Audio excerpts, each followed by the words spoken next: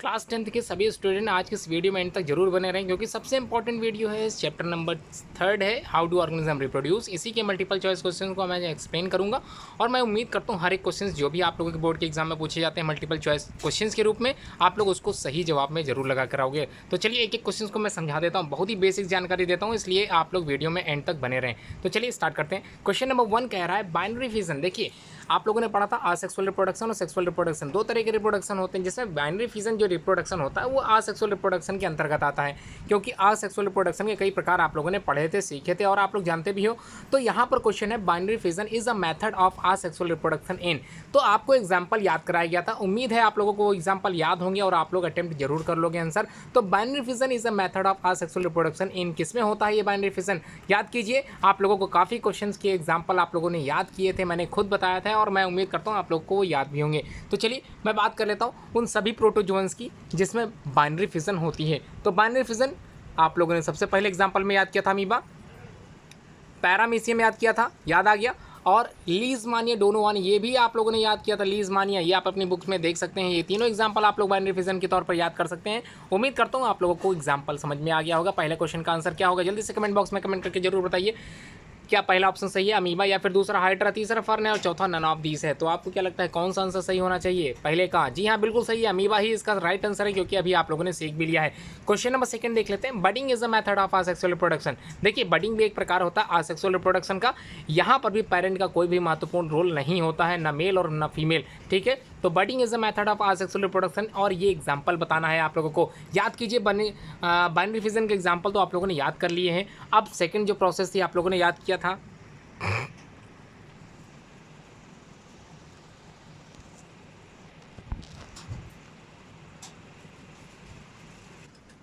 तो बताना है बडिंग प्रोसेस किसमें होती है। 4 ऑप्शन आपकी स्क्रीन पे है, मॉस है, दूसरा है स्पायरोगैरा, तीसरा हाइड्रा एंड चौथा अमीबा। देखिए अमीबा तो बिल्कुल नहीं हो सकता, आप लोगों ने पहले के ऑप्शन में लगा चुके हैं, आपने पहले क्वेश्चन में लगा चुके हैं अमीबा। तो अमीबा में तो बाइनरी फिजन होता है, यहाँ पर ये एग्जाम्पल बिल्कुल हट जाएगा। और आपको 3 एग्जाम्पल में आंसर बताना है, ध्यान रखिएगा 3 एग्जाम्पल यहाँ पर दे दिए गए हैं। आपको बताना है budding is the method of asexual reproduction in किस में पाई जाती है। बडिंग प्रोसेस जो कि आसेक्सुअल रिप्रोडक्शन की एक मेथड होती है, किस में पाई जाती है, कौन सा एग्जाम्पल इसके लिए बेटर होगा। क्या आपको लगता है हाइड्रा? बिल्कुल सही आपका उत्तर, अगर आपने हाइड्रा लगा दिया, क्योंकि बडिंग प्रोसेस होती है हाइड्रा और ईस्ट में। 2 एग्जांपल आप लोगों को मैंने याद कराए थे, कौन कौन से थे अपनी कॉपी में जरूर लिखते चलिए, हाइड्रा और साथ में ईस्ट। जी हाँ बिल्कुल सही है आपका उत्तर, ठीक है। कॉपी में लिखते चलिए आप लोग कितने क्वेश्चन गलत किए कितने सही किए हैं, चेक करते चलिए अपनी सारी जानकारी को आज के इस क्वेश्चन के माध्यम से। During the process of fertilization in plant male gamete fuses with the egg and the other second is secondary nucleus. इस प्रोसेस को क्या कहते हैं? आप लोग चाहें तो इसका डेफिनेशन याद कर लीजिए, बिल्कुल इसी तरह की डेफिनेशन आप लोगों को लिखनी होती है उस डेफिनेशन में। तो कौन सी है डेफिनेशन ये याद कीजिए जल्दी से, मैंने पढ़ाया है आप लोगों को, उम्मीद करता हूँ आप लोगों को आंसर याद आ रहा होगा। 4 ऑप्शन आपकी स्क्रीन पे, सिंपल फर्टिलाइजेशन कहलाएगा, या फिर डबल फर्टिलाइजेशन, या फिर ये फ्यूजन कहलाएगा, या फिर ऑल ऑफ दीज कहलाएगा। क्या कहलाएगा जल्दी से बताइए। क्वेश्चन मैं फिर से समझा देता हूँ। देखिए ये प्लांट की बात हो रही है, प्लांट रिप्रोडक्शन की बात हो रही है during the process of fertilization के समय, ठीक है। फर्टिलाइजेशन का मतलब होता है fusion of male gamete and female gamete, ठीक है। तो यहाँ पर भी बिल्कुल उसी तरह की बात की जा रही है। Fertilization in plant male gamete और फ्यूज होता है एग से, ध्यान रखिएगा, एक मेल गैमेट फ्यूज होता है एग से और दूसरा क्या होता है सेकेंडरी न्यूक्लियस के साथ जो है फ्यूज होता है।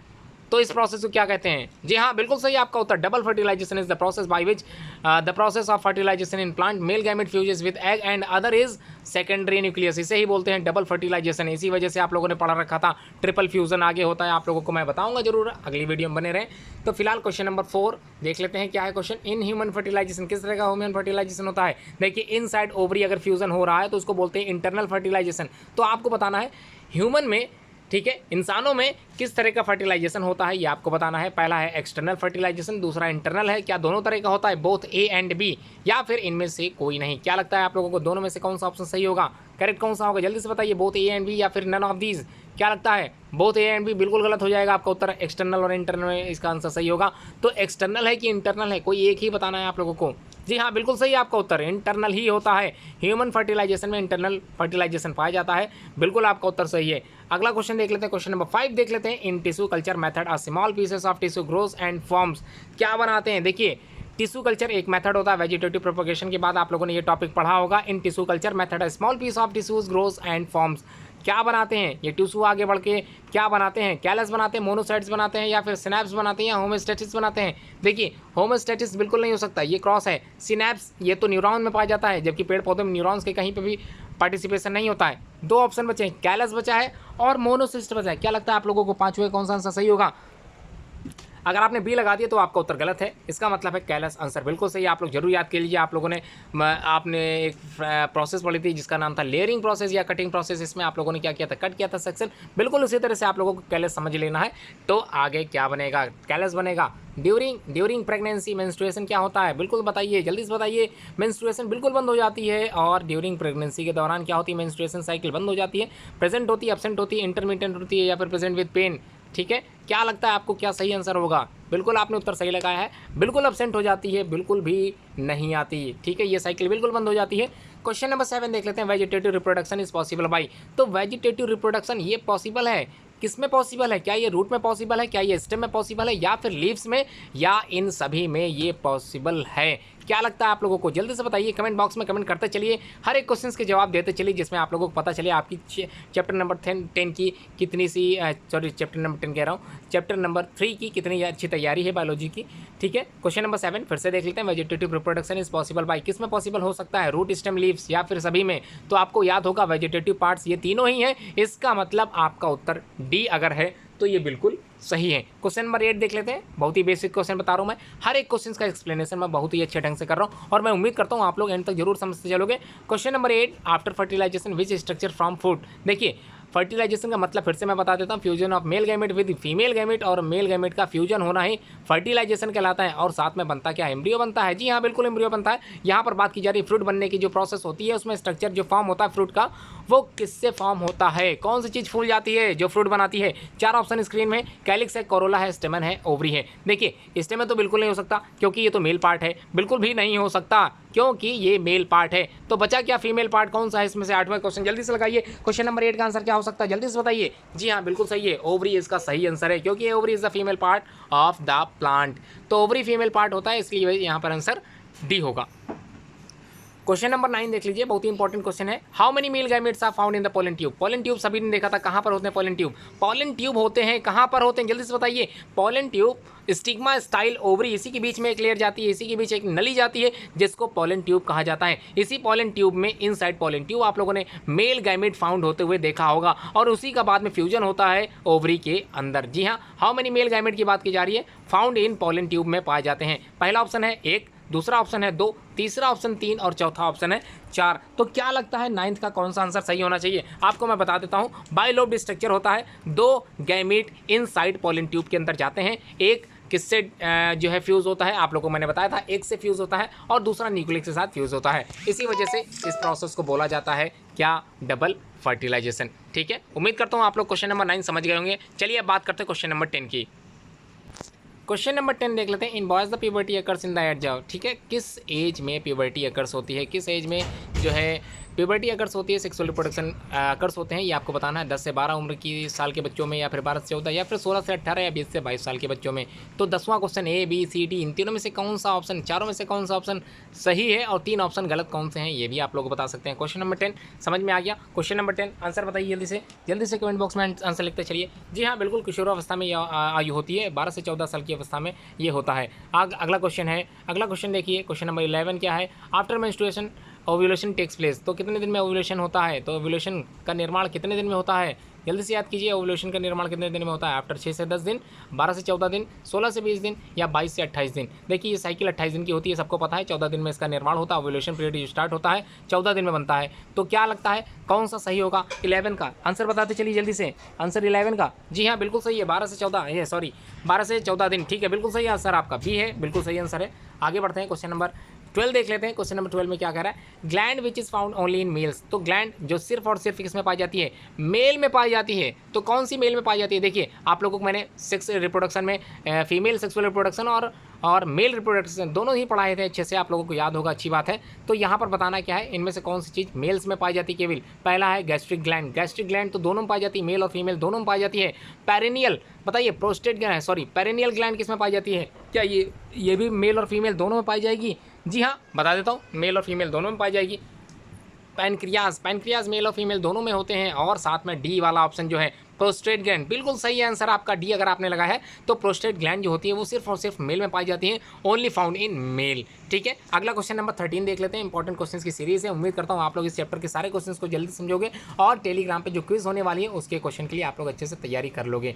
टेस्टिस, टेस्टिस आप लोग जानते ही हैं मेल रिप्रोडक्टिव सिस्टम का पार्ट होता है। Testis are present outside the body in man because, तो मनुष्य में ये बाहर की तरफ निकले रहते हैं। तो ऐसा क्यों होता है, टेस्टिस बाहर की तरफ क्यों होते हैं?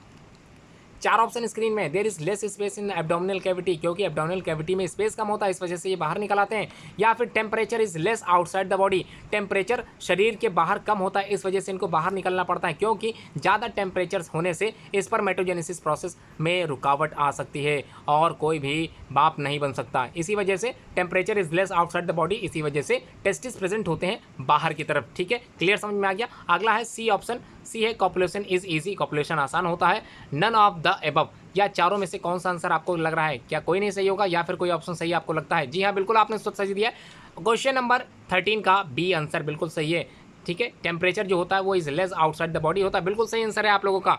ठीक है, अगला क्वेश्चन देख लेते हैं। क्वेश्चन नंबर 14 देख लेते हैं। The name of the tissue which is form after triple fusion in the process of double fertilization. तो ट्रिपल फ्यूजन का प्रोसेस होता है डबल फर्टिलाइजेशन के बाद, याद कीजिए कौन सी चीज़ क्या बन जाती है। चार ऑप्शन स्क्रीन पे हैं आपकी, पहला है एंडोस्पर्म है, दूसरा एम्ब्रियो, तीसरा रेडिकल है, चौथा नन ऑफ दीस है। क्या लगता है आपको? सही से आंसर बताइए। क्वेश्चन नंबर 14 बहुत इंपॉर्टेंट क्वेश्चन है, बोर्ड के एग्जाम में पूछा गया है। The name of the tissue which is form after triple fusion, triple fusion के बाद जो मेल जो टिश्यू होता है वो क्या होता है? फ्यूजन होता है, उसका मेल और फीमेल गैमेट का फ्यूजन होता है, जिसमें आप लोगों ने पढ़ा था सेकेंडरी न्यूक्लियस बनता है।